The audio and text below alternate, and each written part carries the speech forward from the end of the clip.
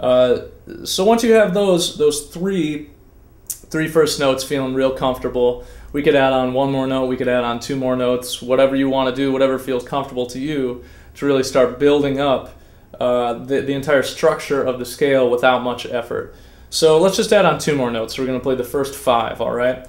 And if you have no idea where I'm going with this or which ones I'm going to play, just look at that sheet again. It's already there for you. It's written out completely. You don't have to have this stuff memorized. Reference the sheet. It'll be great.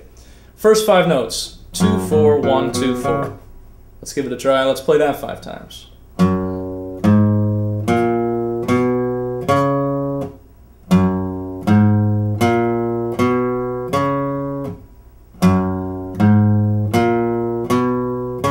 As you can tell, it's not the most exciting endeavor in the entire world.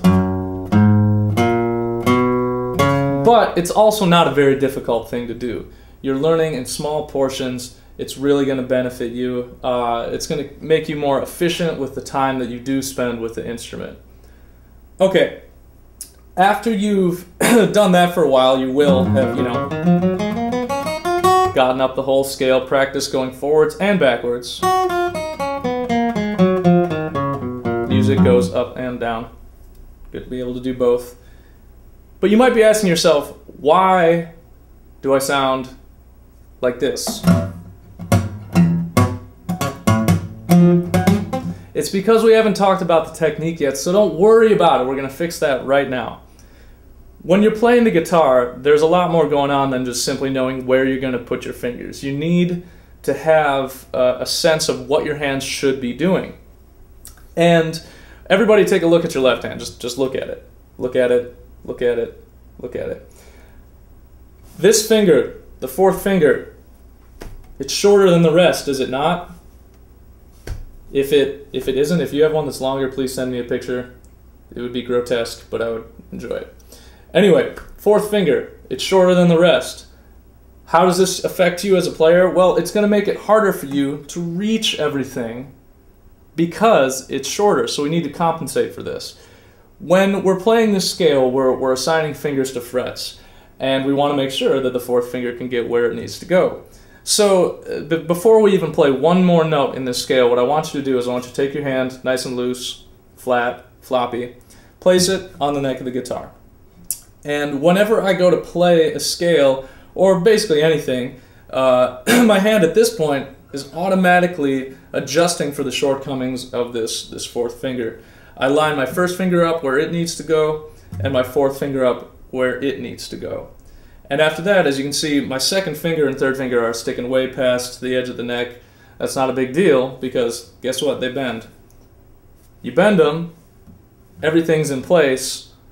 Your hand position is super efficient. It's going to help you connect the notes, play more legato, get a really nice polished sound to what you're doing. And you don't have to move your hand around as much like you're just doing one finger. So get your hand nice and comfortable, lay it out, run through the scale like that. What you're probably noticing, or what you will notice, is that it feels a little more awkward like this, but that the sound of what you're playing is actually improving just a little bit. This is the right way to play a scale, okay? It's the correct way to try to play single note lines. You want to make sure your hands are moving efficiently, and if you haven't put your hand in position to do that, it's not going to do that. If you're trying to do this and your hand hurts, like, I don't mean like, my muscles are sore, wow, I mean, it hurts, like you're breaking your hand or something, chill out, just relax. It should never hurt when you're playing the guitar. It should just be something nice and easy and comfortable. So, make sure when you're playing this, your hand is loose, relaxed. You've gone through memorizing the things in some sort of simple way where you're not beating yourself up because you're messing up notes because you're trying to take in 15 at a time. That's too much. And try to keep in the back of your head this theory of how it was built, because it's going to help you as a player when you start to understand more of the complex things related to music and playing the guitar.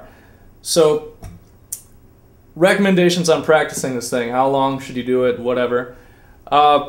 until you got it, man. I've played this thing probably pretty literally about 1,000,000 times.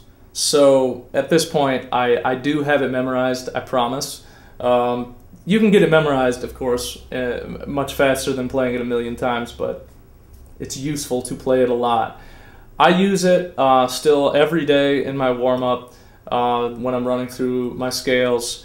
And if you're just starting out, you know, spend 5-10 minutes with it every day. Just pick it up, get used to it, get comfortable with it, and when you feel like you've got it, well, you can move on to more complicated scales and all that stuff. So make sure it's a regular part of your routine, and you'll be so much happier as a player. All right, everybody. Hope this was helpful. Take it easy.